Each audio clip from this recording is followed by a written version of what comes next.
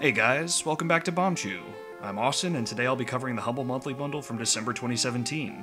And what a weekend for it to happen. I've got Xenoblade Chronicles 2, the new Puzzle Fighter, and a bundle to review. This month's bundle has 3 demos, as well as 7 Steam games. That means we have a ton to cover, so let's get to it. I'll be giving my first impressions of each game, and determining if they're games I'd like to continue playing. This month's first demo is Way of the Passive Fist, a side-scrolling don't-beat-em-up game. Yes, you heard me correctly. Being passive, you tire your enemies out by parrying their hits and dodging their grabs. Once they're exhausted, you can push them over to defeat them. Successfully parry and dodge enough times in a row, and you'll be able to do a single punch, which does very heavy damage.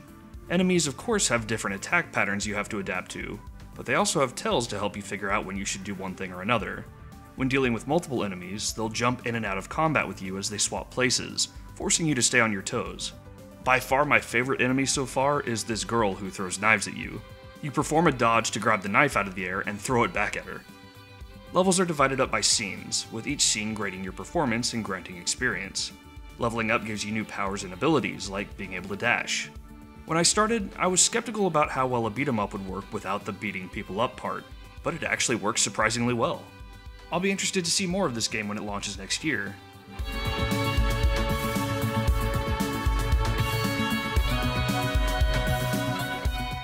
Our second demo this month is THOR.N, a first-person work simulator with a twisted story. You wake up on your birthday and are deemed worthy of leaving the room you've been locked in your whole life. The new room you can finally enter is filled with terminals you can use to perform menial tasks to earn money. Use money to upgrade workstation components so you can work faster and earn more. It's almost like a clicker game, but with a story. The whole time, your caretaker congratulates you for small accomplishments, with a few twisted comments thrown in every now and then. Eventually, you can unlock an upgrade for each workstation to automate their work so you can just focus on buying more upgrades. As you spend, you earn citizen points, which earn you citizen levels, and you must be of a certain level to enter certain doors. The tasks are boring, but I really like the idea behind this one. THOR.N is labeled as a humble original, but in actuality, it's a demo, and a very short one at that. I'm certainly interested to play more, but I feel a bit shortchanged. Maybe Humble should have called it a sneak peek like they did for Way of the Passive Fist.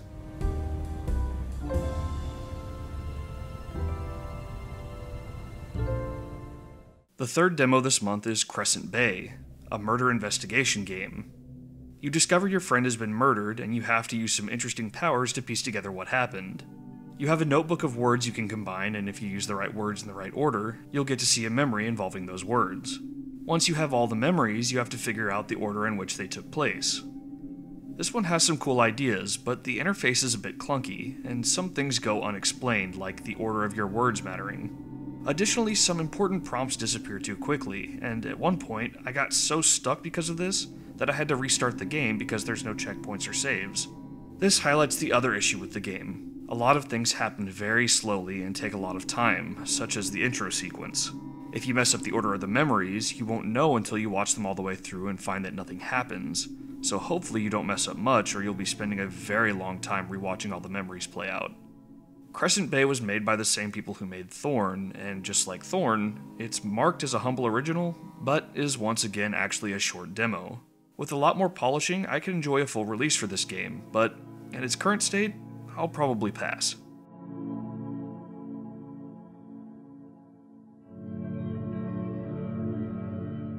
Our first Steam game is Passpartout, The Starving Artist, a game about making and selling art. You start off on the street and need to make your first painting. You have a decent selection of colors and can change your brush size. Name your masterpiece, place it on display, and see if anyone thinks it's worth buying. Keep painting your ass off because you have bills to pay. I started off making a demonetization symbol and it sold for €5. Imagine that. Several people passed up my not-so-humble bundle. Can you believe no one wanted to buy it? I was most proud of This Is Not a Poop, but by far the most successful piece I made was a literal dumpster fire, selling for over €100. I don't particularly love painting as I'm not a very creative person, but having the pressure of time got me pushing paintings out quickly, coming up with more and more interesting ideas for myself, like this sun that ironically is throwing shade. However, the more I liked my ideas, the less people wanted to buy from me, and I suppose that pretty much emulates the struggle that many artists go through. I don't know that I'll play this one again, but I certainly enjoyed the experience for a bit.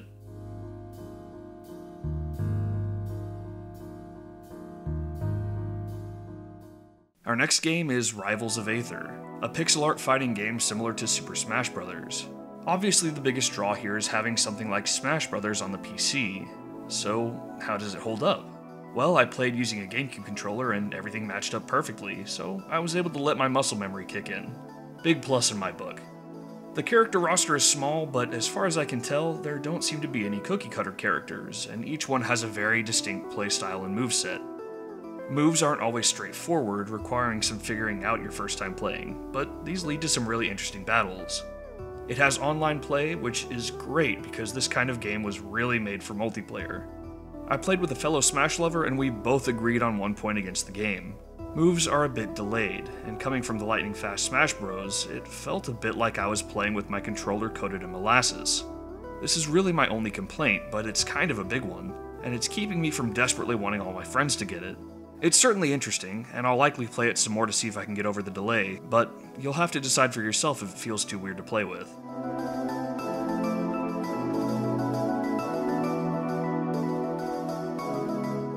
Game 5 is H1Z1, and oddly enough, I have to explain what I mean by that.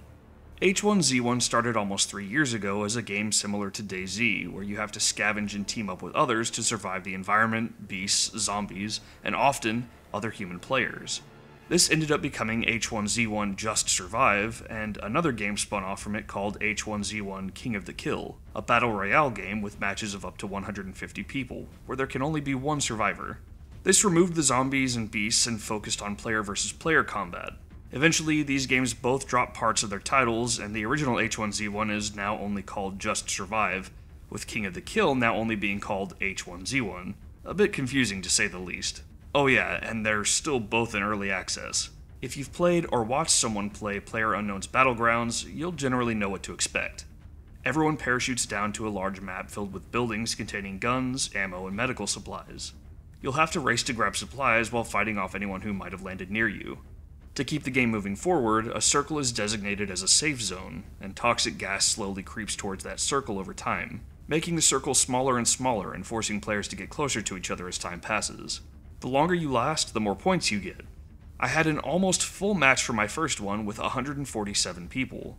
I could not find a single soul until there were 12 people left, and my experience fighting him was underwhelming. I shot him a few times, he hid, I hid, nothing happened for a while. I got bored, ran in with my shotgun, and thought I wasn't being shot because there was no feedback at all from the game that I was taking damage, and I died in 12th place, getting tons of points for doing nothing at all. Playing just made me want to play PUBG. Despite also being in early access, PUBG is a much more polished game. Rocket League was placed in a Humble Monthly bundle shortly after it launched, and considering it's a similarly huge indie hit, it seems like Humble should have gone with the better Battle Royale game here and picked PUBG. As it stands, H1Z1 is a cheap competitor. If you're desperate for some Battle Royale and don't have the cash to throw down, I guess this might scratch an itch for you, but even then, Fortnite Battle Royale is free. I'll pass on this one.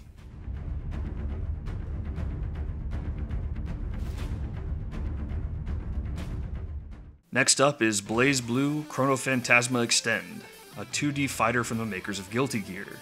I am truly awful at fighting games that have any sort of depth to them, so I called Andron in to tackle this one. This game, like its predecessors, is all about flash, technical ability, and interesting characters. The original BlazBlue came out a long time ago and was almost immediately accepted in the fighting game scene. Chronophantasma Extend is the Western release of the second version of the third game of the series. This version retains a lot of the same characters from the original, but also added 2 brand new ones. I hadn't picked up a BlazBlue game in years, so getting this in the bundle was a welcome addition for me. The art of BlazBlue is stunning to say the least, each stage and character meticulously crafted to exude their personalities without knowing much about them. It wasn't too difficult to remember the characters I liked, as well as find some more that I'd never seen before. There are plenty of different game modes to choose from, but the 2 outside of online competitive play to pay attention to are the story and arcade modes. I tried the story just to see exactly how it differs, and after almost 20 minutes of cutscenes and anime videos, I realized I hadn't had one real fight.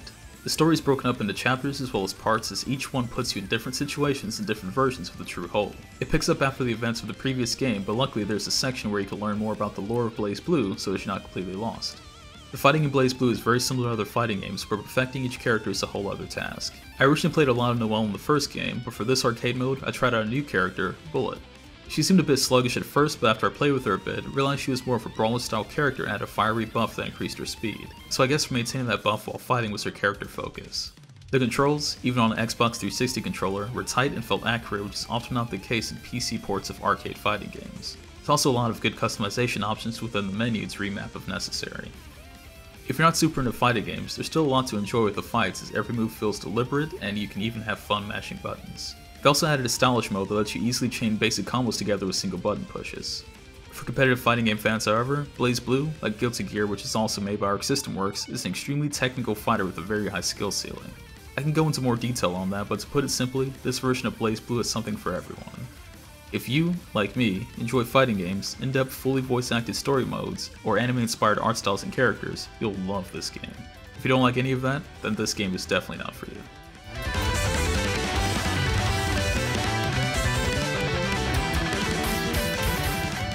Our next game is Nex Machina, Death Machine, a twin-stick shooter in the vein of Robotron. If you aren't familiar with the genre, you use the left joystick to move and the right joystick to shoot. Your main goal is to kill every enemy to progress to the next level. On each level, there are humans you can rescue for extra points, as well as some other optional objectives and secrets. This game is hard, as in arcade hard. If I was using quarters for each continue, I'd have lost a few bucks even in my short time with this game. But damn is it fun, and not having to worry about quarters made me more bold in trying to save every human. New types of enemies were constantly being thrown at me, forcing me to adapt, and there's so much going on all around you that it can be really hard to keep track of enemies flying right at you. This game is really fun, and it has local co-op, which I didn't get to try out, but I am very amped to play this with a buddy in the future. Oh, and that soundtrack. 80s synthwave is like crack to me. I just can't get enough of it. I'll definitely be playing this one again.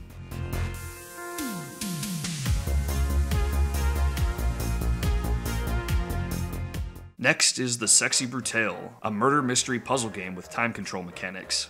You and several others are in a mansion and casino called the Sexy Brutale, attending a masquerade.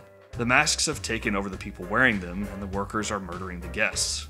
For some reason, no one can see you, but their masks can, and they'll attack you if you're in the same room, so you have to find places to hide or look through keyholes in order to observe events. The more you observe, the easier it is to piece together the puzzle of how to save the guests from being murdered.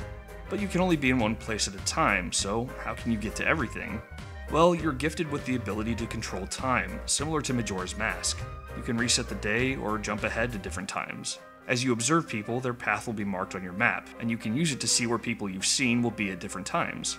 You'll need to collect items around the mansion to aid in saving guests, but these items will disappear from your inventory whenever you reset the day, so you'll have to figure out when you can get to them, and usually use them in the proper place before a specific time. It reminds me a lot of Lucius, except you're preventing death here rather than causing it. This is a really cool game, and saving a guest is very satisfying. I'm still wrestling with saving the second and third guests, but I'm very excited to come back to it when I'm done with this review.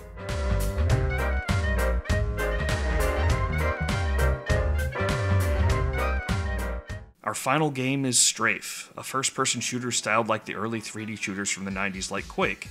You move fast, and so do the low-poly enemies swarming each level. To keep it from being simply another Quake, the developers also made it a roguelike, so levels are randomized and when you die, you're dead. Start it over. Before playing, the game strongly hints that you should look at the tutorial, so I begrudgingly clicked on it and feel free to make this a very long tutorial. Alas, it was pretty short. I was surprised to see that it only showed me things specific to this game that I wouldn't have known before, and it assumed that I had played other shooters. When you start the game proper, you choose between a machine gun, shotgun, and railgun. And I'll just tell you now, don't pick the machine gun. The magazine size is too small to deal with several enemies at once. Along the way, you'll pick up scrap, which you can use to buy ammo and armor from certain places. You'll also occasionally find food dispensers, which will refill some health. Personally, I think I'd like this game a lot more if it weren't a roguelike. The permadeath seems to be somewhat at odds with the run-and-gun nature of the game Strafe is trying to emulate. Still, best tutorial I've played in a long time.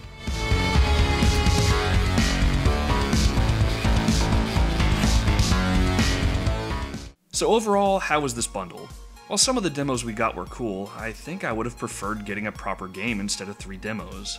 H1Z1 was a very strange headliner pick. I can't remember the last time I heard someone mention that game, much less in a positive way. Still, there were a few standouts with Nex Machina and the Sexy Brutale, so how much bang for your buck was there? To total everything up, getting all these at full price would cost $135. Getting all these at their lowest sale price would rack up a cost of about $53. This is definitely not a high value compared to other months, but I think the $12 was worth it for a couple of the games here. This was an okay bundle. Not quite as bad as last month, but it still left a lot to be desired. Next month's bundle is looking a lot more promising, as it has The Long Dark, Quantum Break, and Dawn of War 3 as early unlocks. I'll be curious to see what else is in there. Thanks a ton for watching, and I'll see you all in the new year. Have a safe and happy holiday.